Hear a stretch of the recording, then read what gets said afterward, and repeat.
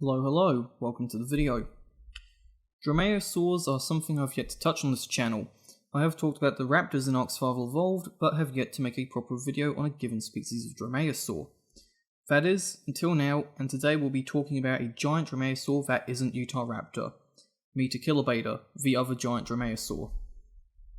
On a joint Mongolian-Russian paleontological expedition in 1989, the partial remains of a large dromaeosaur dinosaur would be found. The specimen consists of a skull and partial skeleton, which was designated as FR.MNUFR-15 and is believed to be an adult. Reading from Theropod database, the specimen consists of some minor arm bones, a good bit of material for the legs, some ribs, vertebra from different sections of the vertebral column, and the maxilla. There's also some minor referred material, but it is so little that I'm probably not really going to bother mentioning it. I'll just show up what it is on screen if I can.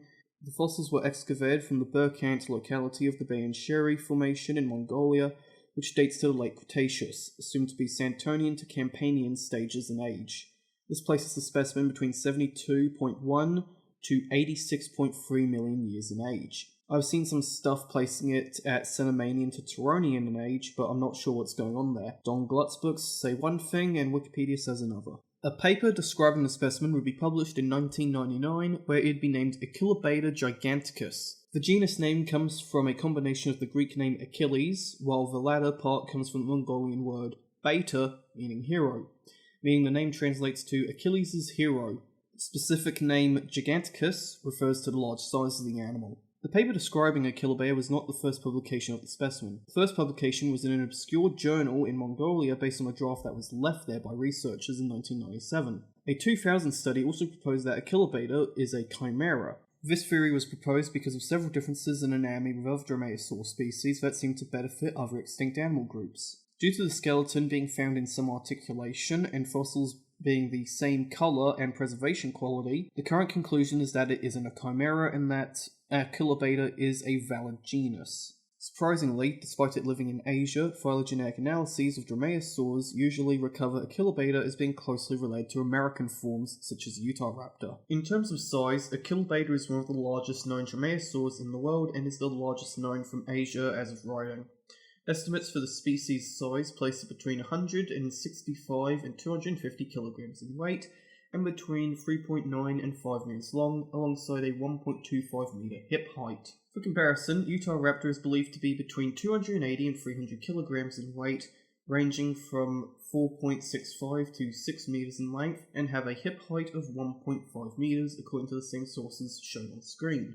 When skimming around online, I do recall something saying Achillobator might have been around 350 kilograms, but there's weight estimations for Utahraptor that go twice as high. So, Utahraptor is still bigger. There is also Dakotaraptor, which from what I know, Dakotaraptor is currently believed to be a chimera, so that's a topic for a future video. Achillobator, being a dromaeosaur, would have more than likely featured the iconic killing claw this group of animals is known for, and probably would have used a tactic known as Raptor Prey Restraint, or RPR for short. The claws of dromaeosaurs were designed more for gripping than for cutting. Raptor Prey Restraint involves the dromaeosaur in question pinning down their prey using their weight, using their killing claw to grip on and hold their arms out for stabilization.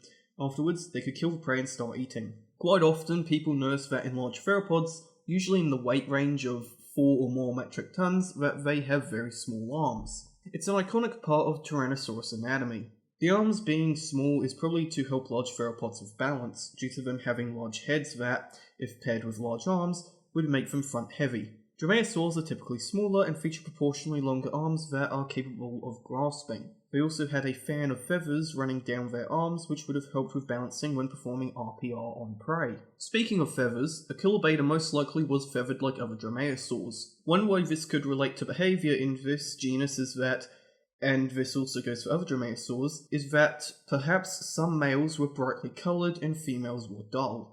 In a lot of modern day animal species, males often have strange features or are brightly coloured, as these are things that females of their species find attractive.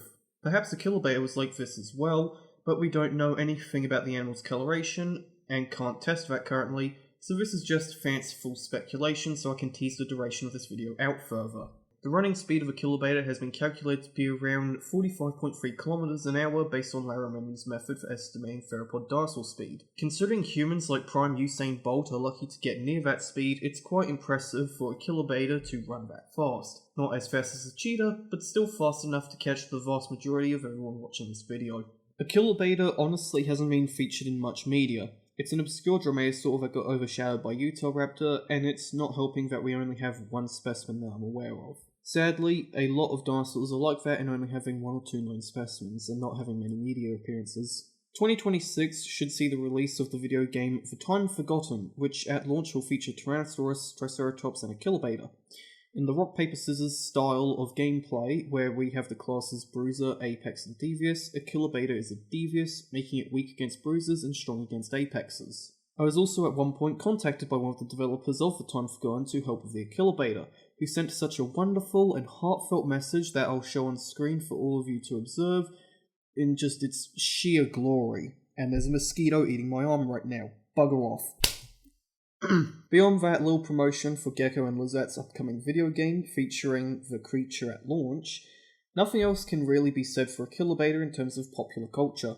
Overall, Achillobator isn't the most well-known dromaeosaur, but still an interesting animal, even if it's not much in the way of fossil material. In the future, I wouldn't mind covering more dromaeosaurs, but given some stuff I got planned, this channel is probably going to go through a bit of a tyrannosaur phase. Anyway, hopefully you will like, share and subscribe, and I'll see you next time I upload.